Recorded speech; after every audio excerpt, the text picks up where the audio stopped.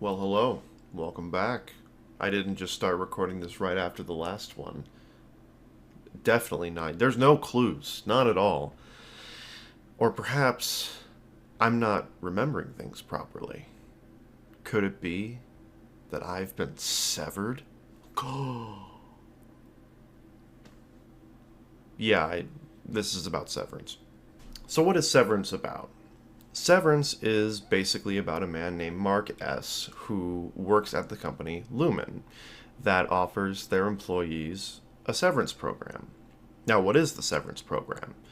It is basically a chip that the employee puts in their head that allows them to separate their work life from their personal life. And in the show, it's referred to as an innie and an outie. Um, and the main character that we follow is Mark S., played by Adam Scott, who most people would know from Parks and Recreation. That's what I knew him from, at least. So it was interesting seeing him in a more grounded and serious role compared to what he normally is in. And then, unfortunately, I don't know the names of the actors that played the other characters, but we also have Heliar, who is the new employee. We have Irving, who is, I believe, he's the most experienced, and he's the oldest of the four. And we have Dylan, who is I guess you could say he's probably the best performing worker. So right off the bat, we have a really good group of characters, and the show sets itself as an ensemble. We have just four characters just doing their job, but something's off about it. Um, so one aspect of the show that I really really liked was how surreal it was. Now, personally, I'm not the biggest fan of surrealist type fiction or just surrealist type films, mostly just because a lot of them tend to have this sort of look at me, look how cool I look, isn't this neat, isn't that cool? But Severance does it in a way that I can best describe as like the Twilight Zone. It is very, very it's showing you what it wants you to see. It's not trying to be cool, it's not trying to be edgy or whatever. It has a purpose. Every shot in the first season, to an extent, of course, has a purpose. So if you see like the camera from, up above, right, and it's looking down, is that just a filming technique or is that a security camera? And some shots are so well done where, sometimes you'll see them walking down a hallway and the camera will just follow them, but it's very uh what's the word? It's very kind of like how I mentioned, like a security camera. It's very unnatural, and that's a good way to describe the show. It's a very unnatural feeling. It has just so many shots like that. The characters are all well done. They all have their own very unique personalities. Mark S is kind of just your average guy. There's nothing really special about him, and it's almost like he's kind of aware of it, but he's just kind of just doing his job. Dylan, he knows he's, for lack of a better word, hot shit. He knows that he is the best performing employee, and he has no problems bringing that up over and over again. He's the kind of character that he's an ass. He knows he's an ass, but he's a likable ass. And then you have Irving. Um, I think out of the four, he was probably the least developed, and I believe that was just because the plot kind of forgets about him. Honestly, he really doesn't serve a big purpose, and I understand that he has his plot line, which I don't want to spoil too much for people who haven't seen the show, but his plot line was probably the weakest of the four, but it was still interesting to follow, especially his interactions with Christopher Walken in this show. More cowbell. I don't know why I looked at the mic. Um,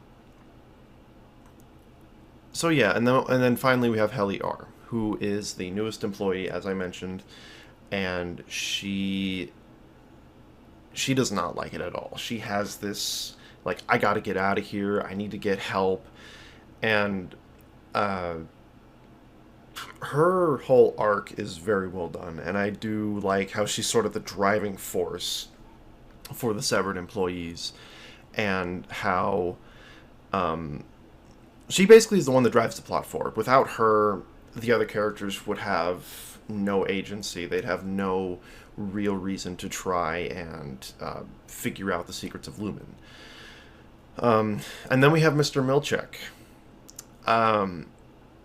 Milchek is perhaps the most interesting character, just because he has this presence to him, like, just, it's really hard to explain. Like he's in power, he knows he's in power, but he tries to come off like he's your friend, kind of like a real work environment where, like, your boss is like, hey, I'm your buddy, you can talk to me, even though he's really not. And that actually brings me into my next point with the sort of satire that the first season goes for. It has this sort of corporate satire where um, they act like everything's okay when everything is really not okay. And the way that they reward employees is so terrible, but they act like it's a good thing. Like the waffle party, for example. Now, in the show, it has a very different purpose, but the way they make it sound before that scene happens is like your standard office pizza party. It's a very, very realistic reward, if you will. I personally have seen those pizza parties happen, and they are always just the most underwhelming thing, like, that they could ever do. And it's really, really funny, and they really nailed that right on the head. I really don't have many criticisms about Severance season 1, at least. Now, season 2, I have some opinions, but for season 1, and it's really difficult to talk about without spoiling it, but it's a really good show. I really think that the first season, I always say, has an excuse to be slow, because that can be what can turn a lot of people off. I can understand that, because both seasons are very slow. They have a very slow movement. But with the first season, it has a reason to be that slow. Every scene has a purpose. There's a reason why things are happening. And this is a very good example. The first season is a very good example of show, don't tell. It shows you things, but it leaves you wondering what's going on and what's the mystery, and will the innies ever really be able to experience life? And it makes you ask all these questions, and I don't really think another show has really done that in a way that is different, I guess. So you have, like, the Twilight Zone, right? But that's always 30-minute increments, and it's always one individual's experience. But here we're focusing on basically a whole department. And it's a very fascinating experience. With that being said, however, I will say that Severance is not a perfect show, right? No show is perfect. No show will ever have a perfect story. It'll never have perfect characters. It'll never have perfect writing. But Severance season 1 comes pretty close. It's just, the biggest problem with it is the outside. The inside sections of Lumen are so strong, and they're so well written and so interesting to watch, with their liminal spaces, which I realized at the time the show came out, the backrooms were a popular thing. Now, personally, I never followed the backrooms, but I realized that actually right now. But those outside experiences just do not have the same sort of importance to them that the inside scenes do, but they still have their purpose, and they don't feel like they go on for too long. And I think the show realizes that being inside Lumen is its strongest quality, as 90% of the show does take place inside Lumen. So I think it was a really good choice to keep the characters mostly in Lumen. I do believe that the season is very well crafted. It's very tight in its pacing. It trims a lot of fat. Personally, it really doesn't feel like there's a lot of scenes that drag on, or it feels like they just put in there for filler. Everything is important. And that's what makes it intriguing to me, is that there is always that sense of importance. It never feels like, the plot is lingering. It always feels like it's building up to the next big thing. So, you know, unlike some other shows, which I'm sure I'll talk about in the future. Trying